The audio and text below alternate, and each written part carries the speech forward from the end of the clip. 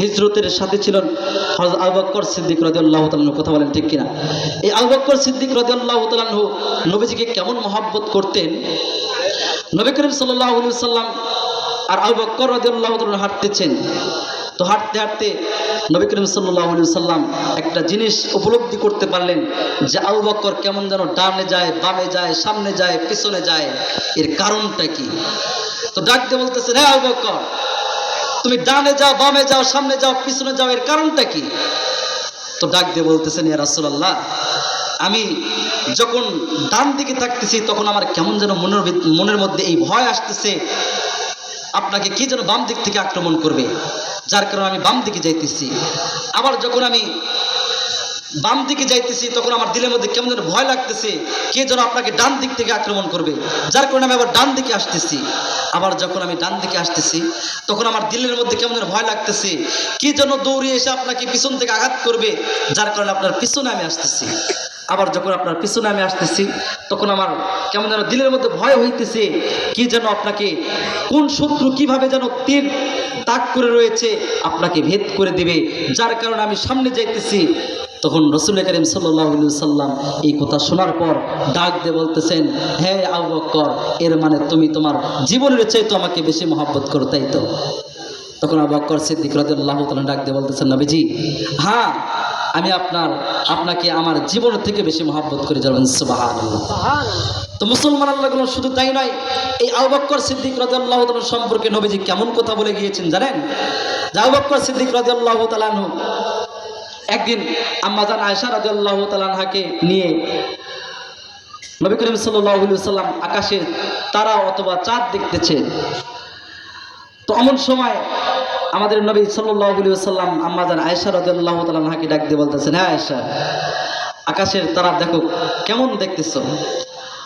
তখন আয়েশা রাদিয়াল্লাহু তাআলা আনহা ডাক দিয়ে বলতেছেন, নবীজি, আকাশের তারা এত সুন্দর, এত সুন্দর, আর এত বেশি, এত বেশি, যা কখনো গুনেই শেষ করা যায় না।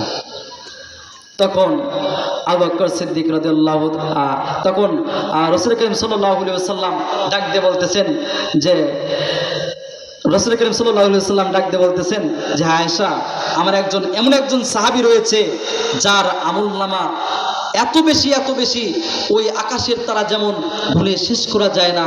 আমার এমন একজন সাহাবী রয়েছে যার আমলনামা এত বেশি, এত বেশি, যা কখনো শেষ করা যায় না। সুবহানাল্লাহ। তখন আম্মাজান আয়েশা রাদিয়াল্লাহু তাআলা আনহা ডাক দিয়ে বলতেছেন, নবীজি, এটা নিঃসন্দেহে এটা আমার বাবা আবু বকর সিদ্দিক রাদিয়াল্লাহু তাআলা। তখন নবী করিম সাল্লাল্লাহু আলাইহি ওয়াসাল্লাম ডাক দিয়ে বলতেছেন, না, এটা হলো হাফসার বাবা ওমর রাদিয়াল্লাহু তাআলা। সুবহানাল্লাহ। তখন আম্মাজান আয়েশা রাদিয়াল্লাহু তাআলা আনহা কেমন যেন মুখটা একটু মলিন করলেন। তো নবী করিম সাল্লাল্লাহু আলাইহি ওয়াসাল্লাম বুঝতে পারলেন যে আম্মাজান কেমন যেন মুখটা মলিন করলেন। তখন ডাক দিয়ে বলতেছেন, হে আয়েশা, আমার আরো একজন এমন সাহাবী রয়েছে যার আমলনামা এত বেশি, এত বেশি, শুধু ওই ওমর নয়, তাম পৃথিবীর নর নারীর আমলনামা যদি এক পাল্লায় রাখা হয়, আর ওই সাহাবীর এক রাত্রের আমলনামা যদি এক পাল্লায় রাখা হয়, ওই এক রাত্রের আমলনামায় আল্লাহ রাব্বুল আলামিনের কাছে বেশি পছন্দনীয় আর বেশি ভারী হয়ে যাবে। সুবহানাল্লাহ। তখন আবু বকর সিদ্দিক রাদিয়াল্লাহু তাআলা ডাক দিয়ে বলতেছেন, নবীজি, এটা কে হতে পারে? আমাদের আয়েশা বলতেছেন, কে হতে পারে? তখন নবীজি ডাক দিয়ে বলতেছেন, এটাই হলো তোমার বাবা আবু বকর সিদ্দিক রাদিয়াল্লাহু তাআলা। চিৎকার দিয়ে বলেন সুবহানাল্লাহ। মুসলমান আল্লাহর গোলাম গভীরে মনোযোগ দিবেন। এ বন্ধু দেখেন তো 5টা মিনিট বাজান দেওয়ার মনোযোগ সহকারে শোনা যায় নাকি?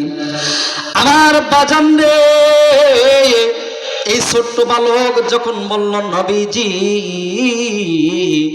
আমি বলেছি নবী গো, আপনাকে আমি আমার জীবনের থেকে বেশি মহব্বত করি।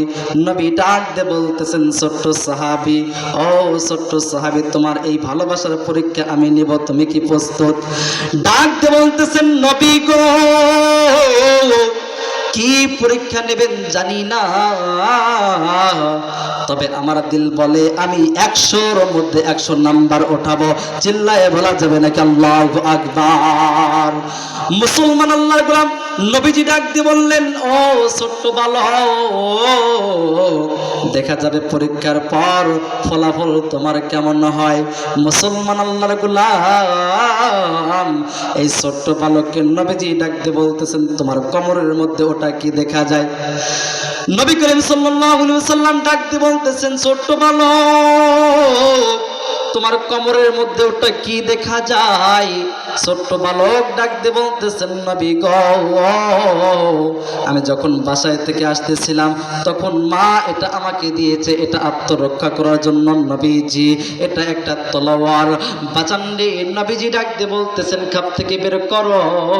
ছোট্ট বালক খাপ থেকে বের করলো, কেমন যেন ধার কিসকিস কিসকিস করতেছে, এত ধার এত ধার। বাঁচান্ডে এই ছোট্ট বালককে নবীজি ডাক দিয়ে বলতেছেন, ও ছোট্ট বালক, তোমার তলোয়ারে ধার আসেনি? ছোট্ট বালক ডাক দিয়ে বলতেছেন, নবী গো, তলোয়ারে এত ধার এত ধার, ওই যে হাতের সঙ্গে লাগাইলাম, হাতটা যদি টান মেরে দেই, হাতটায় যদি পোষ মেরে দেই, হাতটা কেটে পড়ে যাবে, এত ধার এত ধার। নবীজি ডাক দিয়ে বলতেছেন, ছোট্ট বালক, ও তুমি বলেছো তোমার বাবার চাইতো আমাকে বেশি মহব্বত করো, তুমি বলেছো তোমার মায়ের চাইতো আমাকে বেশি মহব্বত করো।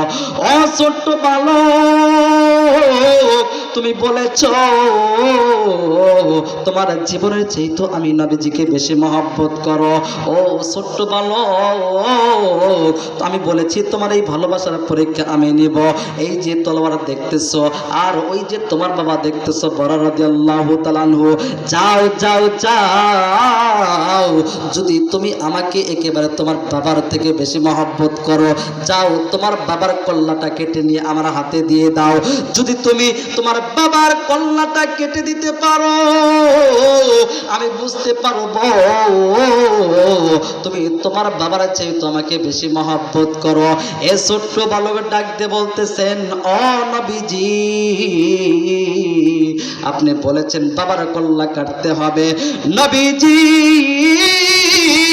দেখার কোনো টাইম নাই। ও নবীজি, কে আমার বাবা লাগে কে আমার মা লাগে দেখার কোনো টাইম নাই।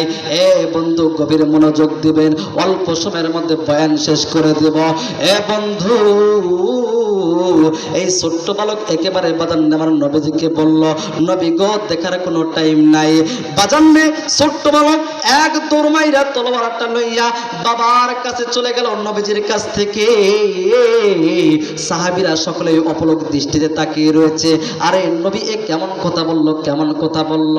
আমার বন্ধুগণ, সাহাবী আলী, সাহাবী ওসমান, সাহাবী গন্ডাক দিয়ে বলতেছেন, ও গো নবীজি, ও নবীজি, সত্যই কি ভালোবাসার প্রমাণ হিসাবে দিতে হবে বাবার কল্লা? আমার বাজানে নবীজি ডাক দিয়ে বলতেছেন, বাজানে ও সাহাবীরা শুনে নাও, শুনে নাও, আমি জানি না এই ছোট্ট সাহাবী কি করবে, কারণ দিলের খবর একমাত্রই আল্লাহ জানে। দেখি না এই ছোট্ট সাহাবী কি করে। এইবার ছোট্ট সাহাবী কোনো দিকে তাকাতাকি করলেন না, নবীজির কাছ থেকে এক দৌড় মাইরা বাবার কাছে গেল। বাবাও কেমন নবীর আশিক, এক পাও পিছন ফিরে দিতেছে না, মাটির দিকে তাকাইয়া ডাক দিয়ে বলতেছেন, মাটি রে, জানি না কোন কোন আমল আমি তোমার রবের কাছে করেছি। তোমার রব, আমার রব আল্লাহ তাআলার কাছে কোন আমল আমি করেছি যার কারণে এমন একটা আশিকে রাসূলের জন্ম আমার ঘরে দিয়েছে। আমি নিজেকে ধন্য মনে করতেছি। আমার নবীজির আদর্শে যদি, আমার নবীজির আদেশে যদি আমার কল্লাটা কেটে নেয়, আমি বাধা দেব না আমার সন্তানকে। আমার সন্তান যা ইচ্ছা তাই করুক। আমার বাজান রে, এই ছোট্ট বালক বাজান রে একেবারে নবীজির কাছে থেকে একেবারে বাবার কাছে এসে তরবারি উঁচু করে বাজান রে আমার দাঁড়িয়ে গেল। সমস্ত সাহাবীরা অপলক দৃষ্টিতে তাকিয়ে রয়েছে। এই তো বুঝি বাবার কল্লাটা কেটেই দেয়, কেটেই দেয়। আমার বাজান রে, এ বন্ধু,